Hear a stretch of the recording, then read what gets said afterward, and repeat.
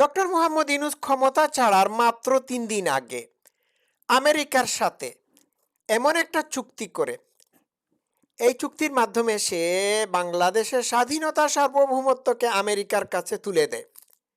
তো এই চুক্তিটি নিয়ে আলোচনা তো করতেই হবে।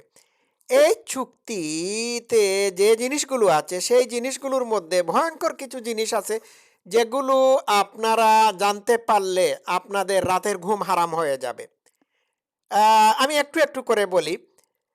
বাংলাদেশ এই চুক্তি মোতাবেক বাংলাদেশ আমেরিকা থেকে ৭ লাখ টন গম প্রতি বছর আমদানি করবে, কিন্তু প্রতি টনে ৩৫ ডলার বেশি করে দিতে হবে।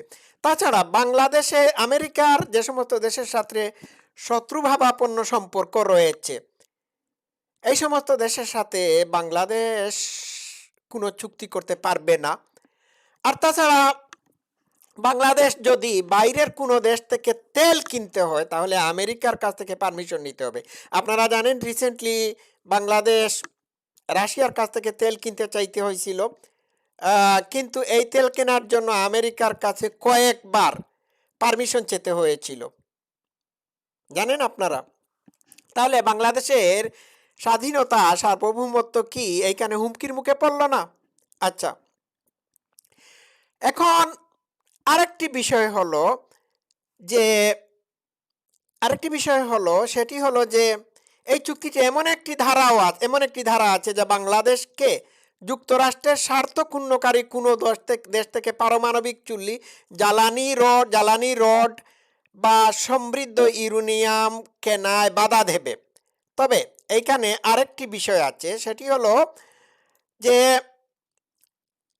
যদি বিকল্প কোনো সরবরাহকারী বা প্রযুক্তি না থাকে অথবা চুক্তি কার্যকর হওয়ার আগেই বিদ্যমান চুল্লির জন্য উপকরণ কেনার চুক্তি হয়ে থাকে, তবে তা এই নিষেধাজ্ঞার আওতামুক্ত থাকবে। এর মানে হলো রাশিয়ার প্রযুক্তি ও আর্থিক সহায়তায় নির্মিত রূপপুর পারমাণবিক বিদ্যুৎ কেন্দ্রের জন্য জ্বালানি সরবরাহ অব্যাহত থাকতে পারে, তবে ভবিষ্যতের কোনো পারমাণবিক প্রকল্পের উপর যুক্তরাষ্ট্রের নজরদারি থাকবে। বিষয়টা বুঝতে পারছেন?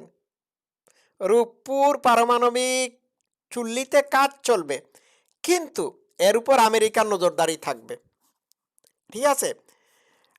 আর তাছাড়া আমেরিকা থেকে যে সমস্ত পোলট্রি ফার্মের পশু পাখি বাংলাদেশে আনা হবে, এইগুলোর উপরও মানে আমেরিকা শর্ত আরোপ করে দিয়েছে।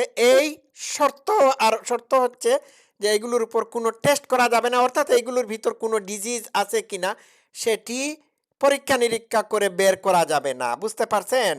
আচ্ছা, গেল এইটা। তো এই চুক্তির ব্যাপারে ব্রেকের নির্বাহী পরিচালক আসিফ সালে তার ফেসবুকে লিখেছেন, এটি চুক্তির সবচেয়ে গুরুত্বপূর্ণ বিতর্কিত অংশ। ওই জ্বালানির বিষয়টা কি, রূপপুর পারমাণবিক চুল্লির, এটি চুক্তির সবচেয়ে গুরুত্বপূর্ণ বিতর্কিত অংশ, কারণ এখানে সার্বভৌমত্ব নিয়ে প্রশ্ন ওঠে। আচ্ছা, এটা না হয় কথার খাতিরে বললাম। এরপরে আরও কিছু কিছু জিনিস আছে, সেগুলো হচ্ছে যে আমেরিকা থেকে বাংলাদেশ 15টি বোয়িং বিমান কিনবে। কি দরকার আমাদের এগুলো কেনার?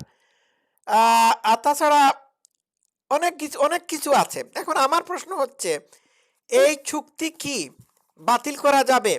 উত্তর হচ্ছে হ্যাঁ, বাতিল করা যাবে। মালয়েশিয়া 30 বছর পরে এই ধরনের চুক্তি বাতিল করতে সক্ষম হয়েছিল। অবশ্য কিছু ক্ষতি হবে বাংলাদেশের, তাতে কোনো সমস্যা নাই।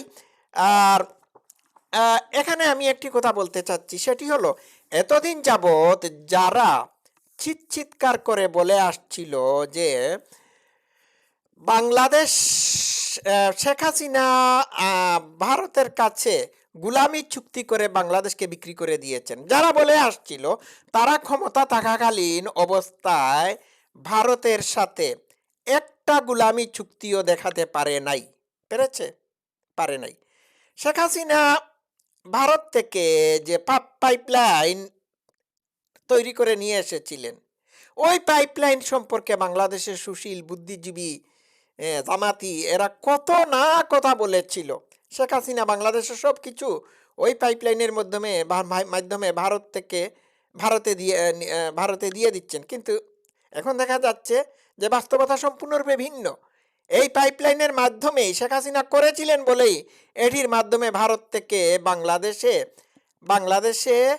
বাংলাদেশে তেল আসতেছে। বিষয়টা বোঝা গেল? এই হচ্ছে আসল কথা। তো যারা এতদিন যাবৎ বলেছিল দিল্লি না ঢাকা ঢাকা, তাদের মুখ এখন বন্ধ কেন? তারা এখন কেন বলছে না ঢাকা না ওয়াশিংটন, ঢাকা ঢাকা? আর এই চুক্তির ব্যাপারে আমি একটি কথা বলতে চাচ্ছি। এই চুক্তিটি সম্পূর্ণরূপে জামাতের সাদা শকুন এবং তারেক রহমানের সম্মতি বা অনুমোদন ক্রমেই হয়েছিল। বুঝতে পারছেন? বাংলাদেশের পররাষ্ট্রমন্ত্রী এটি এটি বলে মাঠে হাড়ি ভেঙে দিয়েছেন। এই হচ্ছে আসল কথা। তো দর্শক শ্রোতারা, বাংলাদেশকে যে বিক্রি করে দেওয়া হয়েছে আপনারা বুঝতে পারছেন তো? ধন্যবাদ। সবাই ভালো থাকবেন।